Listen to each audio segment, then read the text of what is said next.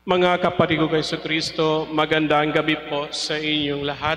Magandang gabi po, Father Richard. Nito'y ikalawang linggo sa karaniwang panahon, tayo ay inanyayahan muli ng simbahan na tingnan ang ating paglalakad sa buhay bilang mga alagad ng Diyos, mga Kristiyanong tagasunod ng ating Panginoong Jesucristo, mga disipulong isinasabuhay ang mabuting balita sa araw-araw nating pamumuhay na may kabanalan at katapatan sa ating pagmamahal sa Diyos at sa ating kapwa. Bawat isa sa atin ay may tawag sa buhay. Ako, bilang isang pari, reliyoso ng ating simbahan, ng kongregasyon na kung saan ako napabilang, kayo may tinawag bilang may asawa, tatay, may asawang nanay, na kung saan ibinibigay sa inyo ng Diyos ang bukasyon sa pag-aasawa upang magkaroon ng bunga at gagawa't magsasabuhay bilang Kristiyano, bilang isang pamilya. Mga kapatid, lahat tayo, walang exemption na kung saan tinawag upang mamuhay sa kabanalan. Ang kabanalan na kung saan naaayon hindi sa ating sariling pag-iisip, kundi kabanalang naaayon sa aral at gabay ng mabuting balitang ating tinanggap matapos na ito'y ipinahayag sa atin. Ang tawag na binigay ng Diyos sa atin ay siyang tutulong sa atin upang magkaroon ng kabanalan ng buhay. Lahat tayo, alam natin na may kahinaan, may mga pagkakataon na kung saan ramdam natin ang pagiging makasalanan dahil ramdam natin ang bawat mga hamon sa ating katapatan sa panampalatayang meron tayo bilang mga Kristiyano.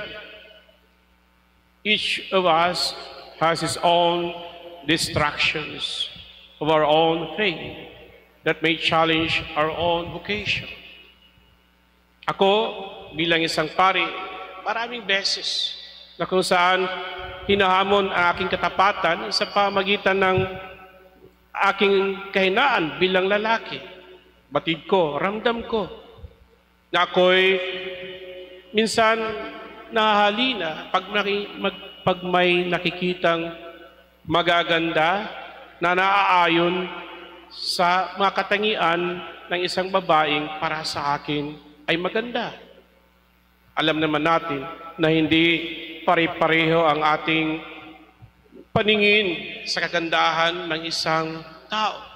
Ganon din ang mga relihiyoso, mga pari na katulad ko, mga relihiyosang mga madre na kung saan sa kanila din may nakikitang mga kagwapuhan ng mga lalaki na kung saan naaayon din sa katangian na batid nila ay nasa kanila. Ito ay mga distractions.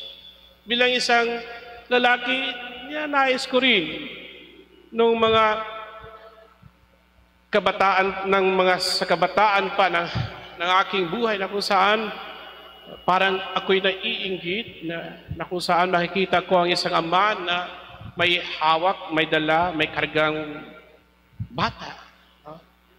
Ito ay mga distractions sa aking bukasyon. Ngunit kinakailangan ko sa pamagitan na rin ng formasyon sa buhay pagkapari, sa buhay pagkareliyoso, na tanggapin ang aking mga kahinaan, tanggapin ang kung saan siyang magdulot ng pagsubok sa aking katapatan, sa aking bukasyon bilang pari. Siguro ganun din naman sa inyo. Bilang lalaki, bilang ama, bilang asawa, mayroon din kayong mga sariling distractions sa inyong buhay na kung saan minsan nararamdaman ninyo ang pagiging hindi matapat sa pagmamahal na meron kayo para sa Diyos at para sa pangakong ibinigay ninyo sa inyong sariling asawa at nagiging mga anak sa pamilyang dapat ninyong binuo sa pagmamahal at paggalang, respeto sa pangakong pagmamahalan hanggang sa wakas ng buhay sa mundong ito. Kaya sinasabi sa atin ng Ebanghelyo na kailangan rin nating pakinggan kung sino yung alam natin na magsasabi sa atin na iyon ang dapat sundin ng inyong kalooban. Ang kabutihan at ang kagandahang loob na ipinapakita sa atin ng Panginoon sa pamagitan ng mga taong ibinibigay ng Diyos sa atin upang maging matapat tayo sa ating sariling tawag sa buhay. Mga pari, mga madre, ating mga magulang, mga lolo't lola, na kung saan mayroon ng mga karunungan kung paano isa sa buhay ang tawag bilang mga Kristiyano, bilang mga anak ng Diyos. Sabi nga sa atin ni San Pablo sa ikalawang pagbasa na kailangan nating respetuhin ang ating buhay bilang mga Kristiyano, bilang mga bininyagan sa pangalan ng ating Panginoon Jesucristo. Alam natin na ang kanyang banal na Espiritu ay nanahan sa atin. Kaya kailangan nating respetuhin, igalang ang ating katawan. Hindi hayaan na makulong tayo o maging alipin tayo sa bisyo at ng mga kasalanan dahil sa ating kahinaan. Kung totoong ramdam natin ang pagmamahal ng Diyos, kinakailangan nating bigyan ng pagsasaksi at patutuo sa karanasang ito upang mahalin na rin ang ating mga kapatid na mamuhay sa kabanalan na naaayon sa mabuting balita. Sabi nga sa atin ni San Pablo, ang pagrespeto sa katawan ay ang pagrespeto sa ating pagkatao bilang templo ng Diyos, bilang templo ng banal na Espiritu ng Diyos. Kaya kung naging matapat tayo at may paggalang, may pagmamahal sa sarili nating pagkatao, sa ating dangal at sa ating bukasyon sa buhay, magkaroon tayo ng matapat na pagsasaksi sa banal na kasulatan, lalong-lalo na sa mabubuting balitang dapat nating ipahayag. Dahil alam naman natin na ito ang misyon na ibinigay sa atin nung tayo'y bininyagan sa pangalan ng ating Panginoong Jesucristo. Mga kapatid, ang tanong palagi sa atin, kumusta na ang inyong pagiging Kristiyano? Kumusta na ang inyong pagiging mga anak ng Diyos? Tagapagmana ng kaharian ng Diyos? Ito ba'y binibigyan ninyo ng buhay sa araw-araw ninyong pamumuhay?